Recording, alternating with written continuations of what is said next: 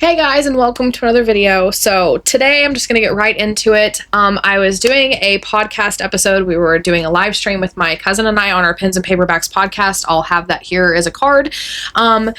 So we're going over different articles and things, and one of them was talking about, I think it was like 6 romantasy books in the KU, which is, if you don't know, Amazon has this program called the Kindle Unlimited, and it's where you can pay a price for a month. I think it's like $14.99 most of the time, and then you can read any books that are in the KU. From the self-publishing side of things, I've talked about it before, because if you're a self-published author and you don't know, if you self-publish on Amazon's self-publishing platform, which is KDP, Kindle Unlimited, you can input your books in the KU, and so they're on there for books for people to read, and you get paid by the page read, but you have to be exclusive to Amazon's KDP. You cannot put those ebooks anywhere else. So anyways, I was going through this list and Fourth Wing was on there, and I was like, there's no way Fourth Wing is on there, and I looked and it is, and I was like, Fourth Wing by Rebecca Yarros is this super famous, ultra famous, trad published author,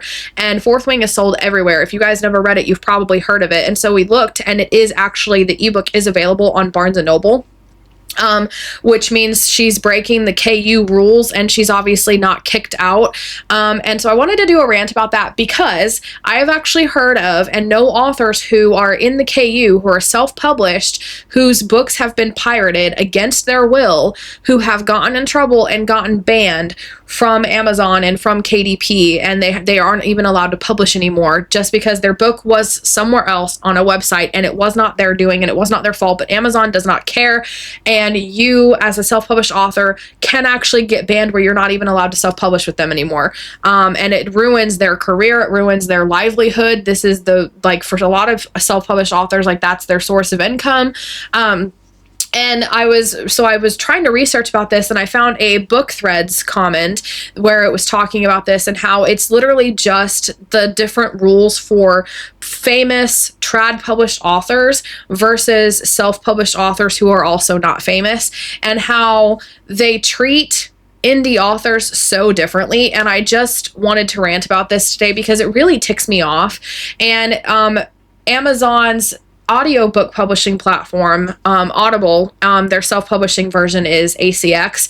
They have a big problem too with this, where you're supposed to be exclusive if you have to do royalty share, and they don't give, if you're not exclusive to them, you don't get a high percentage. I don't know what it is, but it's like your royalty is only like 20% or something like that. It's like, don't quote me on that, but basically they're not paying authors, like the indie authors especially, like our royalties are not what they should be, and they don't treat authors very well, and yet they work with Brandon Sanderson and treat him so well because he's like one of the most famous fantasy authors of all time. And then you also have, he is actually, I really admire him because he's gone through this one thing where I don't remember the exact drama. I think I did a video about it. So if I can find that video, it'll be here.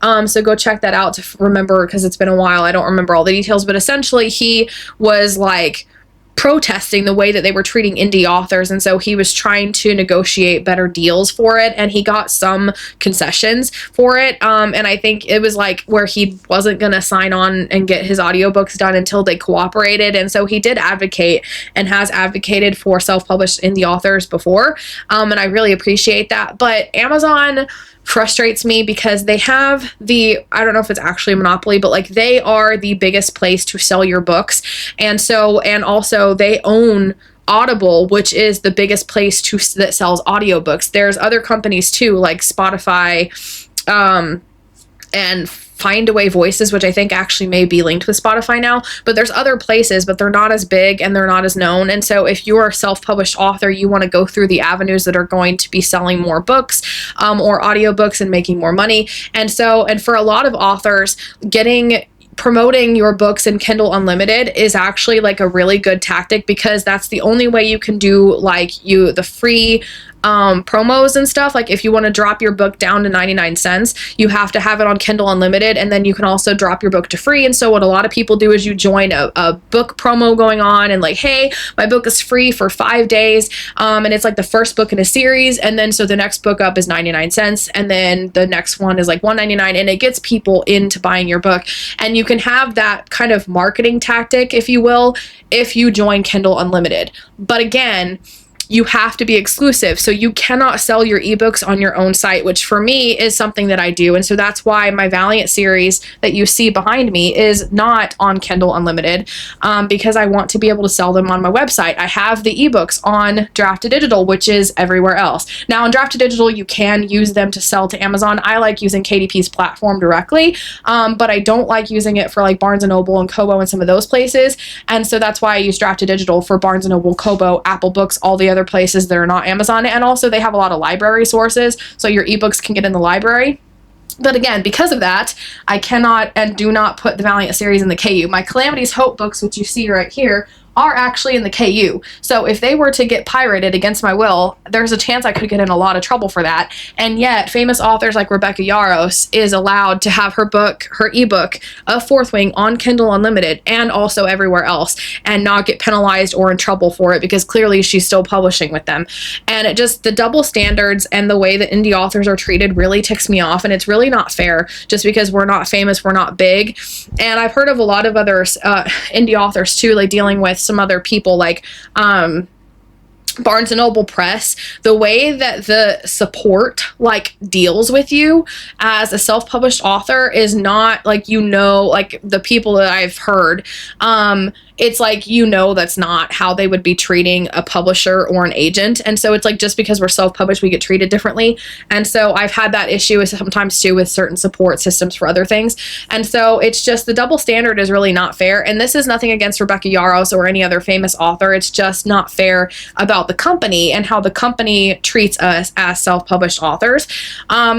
So yeah, I don't know if you guys have ever dealt with this, and if your books are in the KU, I just wanted to like just do a video about this. Like, let me know in the comments below how you feel about all this, because it's very frustrating and it's very exhausting to deal with this. And like the fact that we already deal with it enough, like that our books don't sell very well. We beg people to buy our books. And I've noticed the standard too, where I read a Book Threads post where an author, I think it was an author, talking about their friend, not even an author, it was either an author or reader, but somebody was talking to their friend, and their friend was like, well, I don't read books that are part of a series that are unfinished because I don't like waiting.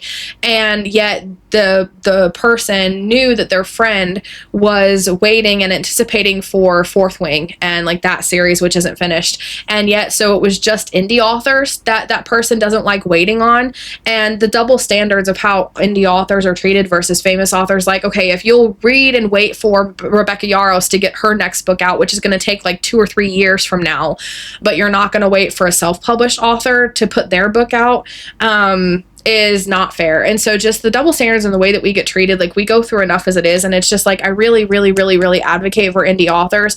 And it just frustrates me so much that we get treated so much worse. And yet we put in so much more work, because if you think about it, we're doing the work of an entire publishing company for ourselves. Whereas with famous and trad published authors, and nothing against you if you're trad published, but the publishing is doing the work for you. The publishing company is doing the work for you. So they're doing the editing, the cover designing, all this stuff, and like we either have to like spend money to have somebody else do that or do it all ourselves. And so on top of writing a book, which takes a lot of time, dedication, years, months and years of work, and on top of, we're doing all the formatting and publishing and cover designing and editing, we're paying people to do that.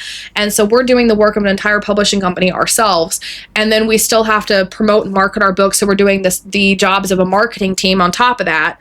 And then only selling our book for 99 cents on Amazon and only getting 33 cents out of that. So every time that you earn a book, we're only getting 33 cents out of that if it's 99 cents. And even with paperbacks, like the hardbacks and paperbacks, like those sales and royalties on that are like not, like I get a handful of dollars for every paperback that's sold, and all of mine for the Valiant series, the paperbacks are listed as $19.99, I think, on Amazon. So we don't get treated very well. I want to advocate for indie authors. I have a lot of indie author friends, and not just friends, but also people whose books I've read that I've really enjoyed, and I always review them here. H.A. Pruitt is a really good friend of mine. She's also my editor. She's the author of the Anathalion series, and I have 2 of her books reviewed, Anathalion and Earthquaking. I have another good friend, Alan Stedham. He's the author of Jordan of Algorand. Sorry, I'm butchering the name, but he's also the author of Mindfire. I think I've I've had him in an interview before, so I'll have that here on the screen. My other author friend is an author of The Deliverer's Destiny, and her name is Sarah Jolene, I think is her author name. And then Gate to Kagoshima was written by my good friend Poppy Kurioki, which I did a review here on the channel. So I have all these good author friends, and I have countless more that I've worked with and enjoy talking to and stuff. So always support your indie authors, because we put, I would argue, more work into our books than people would think, and that a trad published author would, just because it's not that we're putting more work into, but again, they can allocate, they have other designers and editors and the publishing company and the marketing team and all these people that work for them. And also with small trad published houses, you're still going to have to do a lot of the marketing yourself. So I'm not saying that we do more work, but we do as much as, if not more work, for a lot less support, and we get treated a whole lot worse. So I'm advocating for indie authors. Please support your indie authors. And if you if you're on a budget, like, being an ARC reader is a really good way to get books and support an author and not have to pay any money out, and you're just leaving a review and giving your honest thoughts on it. So that's pretty much all I have to say on it. But what do you guys think about this? And, like, have you as an author experienced some of these hypocritical, just horrible things of being treated like in a hypocritical way, and just being treated unfairly just for being an indie author? Let me know in the comments below some of your guys' experiences and thoughts. And in the meantime, if you liked this video, please be sure to give it a like and subscribe for more writing and reading videos every Monday, Wednesday, and Friday. And because we indie authors need as much help as we can get, check out my video that I did about the marketing tactics that you may not realize, like secret marketing tactics that a lot of people aren't talking about for indie authors. I go through all of the list of things that you won't probably think of, so check out that list, and I hope it helps you market your books, because we need all the help that we can get.